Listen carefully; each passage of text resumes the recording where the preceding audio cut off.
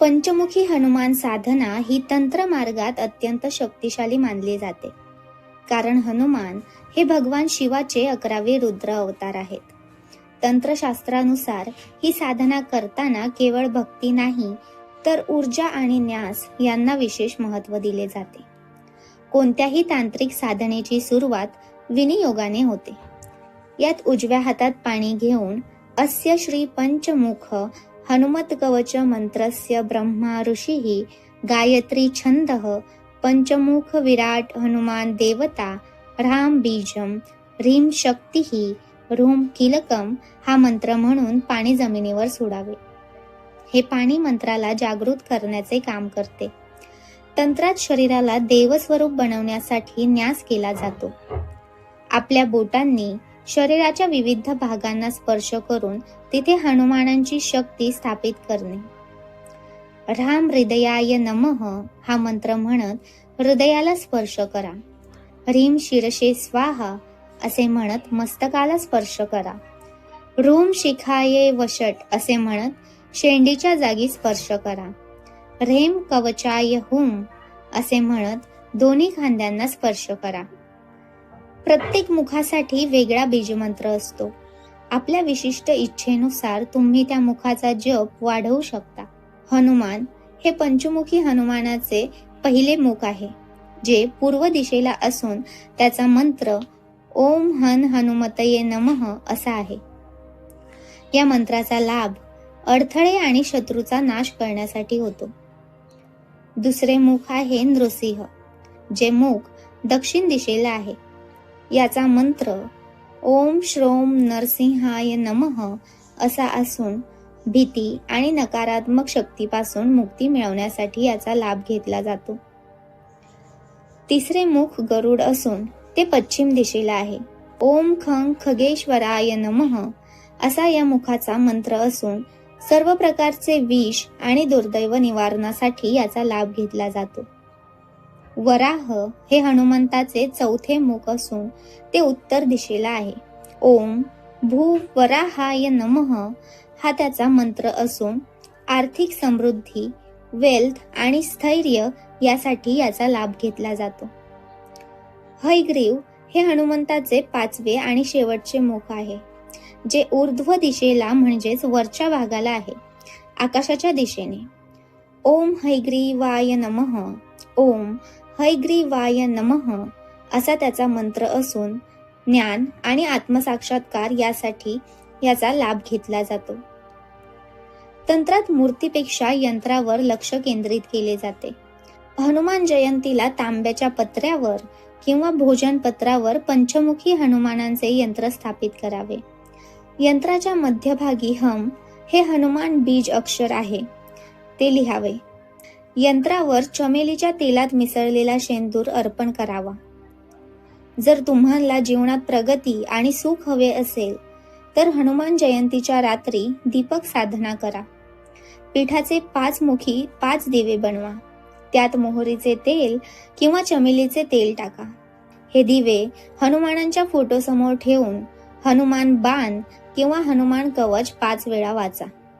हा दिवा 5 दिशांचे रक्षण करतो आणि घरातील वास्तुदोष संपवतो. तांत्रिक दृष्टिकोनातून पंचमुखी हनुमान हे आपल्या शरीरातील पंचप्राणांचे प्रतीक आहे. प्राण, अपान, व्यान, उदान, समान हे 5 पंचप्राण आहेत.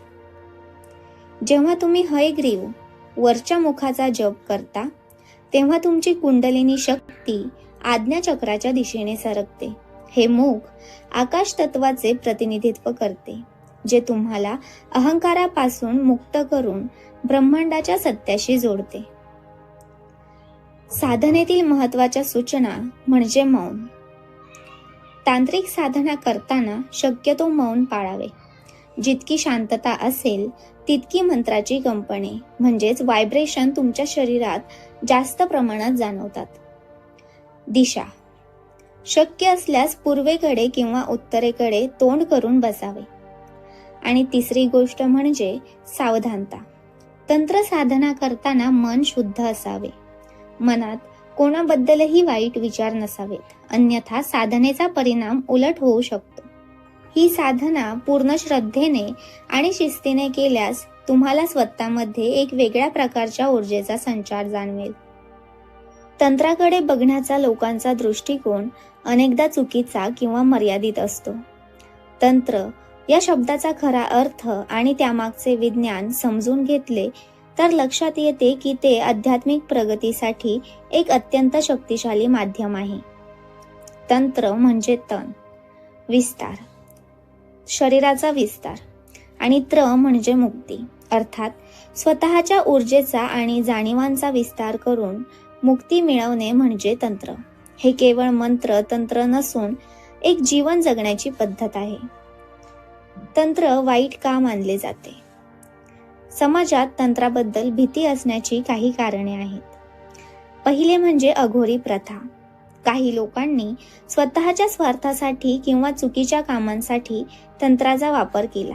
त्यामुळे हे शास्त्र काळी जादू म्हणून बदनाम झाले. गुप्तता. तांत्रिक विधी या अत्यंत वैयक्तिक आणि गुप्त असतात.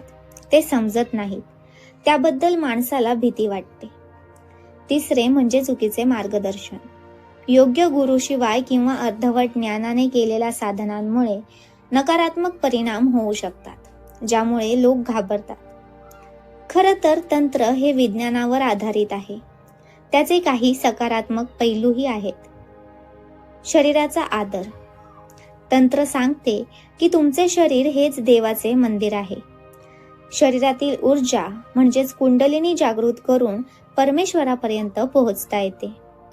शिव आणि शक्ती. तंत्रशास्त्र हे पूर्णपणे शिव, चेतना आणि शक्ती, ऊर्जा यांच्या मिलनावर आधारित आहे. सर्वसमावेशकता. तंत्रात कोणत्याही जाती, वर्ण किंवा लिंगाचा भेदभाव नसतो. कोणीही साधना करून आध्यात्मिक उंची गाठू शकतो. आपण ज्या रोजच्या गोष्टी करतो त्यातही तंत्र दडलेले असते. यंत्र, भूमितीय आकृत्यांच्या माध्यमातून ऊर्जेला एका जागी केंद्रित करणे, आणि मंत्र ध्वनी लहरींच्या म्हणजे साऊंड व्हायब्रेशन्सच्या माध्यमातून मनाला एकाग्र करणे. मुद्रा, हाताच्या बोटांच्या स्थितीद्वारे शरीरातील तत्वांची संतुलने राखणे. जसा एखादा चाकू डॉक्टरच्या हातात असेल तर तो जीव वाचवतो आणि गुन्हेगाराच्या हातात असेल तर तो जीव घेतो, तसेच तंत्र हे साधन आहे, टूल आहे. त्याचा वापर करणाऱ्याचा हेतू, इंटेन्शन काय आहे यावर सर्व काही अवलंबून असते. तंत्र हे शॉर्टकट नसून एक तीव्र मार्ग आहे. जेव्हा भक्ती आणि योग्य पद्धत यांची जोड मिळते तेव्हा तंत्र साधकाला अत्यंत वेगाने आध्यात्मिक प्रगतीकडे आणि आत्मसाक्षात्काराकडे घेऊन जाते. तर ही होती पंचमुखी हनुमानाची तांत्रिक आणि गुप्त साधना. ही साधना केवळ मंत्रांचा उच्चार नसून हनुमंताशी जोडले जाण्याचा एक मार्ग आहे. पूर्ण विश्वास आणि शुद्ध भावनेने केलेली ही साधना तुमच्या जीवनातील सर्व संकटे दूर करून सुख समृद्धी घेऊन येईल. या हनुमान जयंतीला आपण सर्वजण या शक्तीचा अनुभव घेऊयात. विसरू नका, जिथे भक्ती आहे तिथेच शक्ती आहे. तुम्हाला हा व्हिडिओ आवडला असेल तर लाईक करायला विसरू नका. चॅनलवर नवीन असाल तर चॅनलला सबस्क्राईब करा आणि कॉमेंटमध्ये जय बजरंगबली लिहायला विसरू नका. धन्यवाद.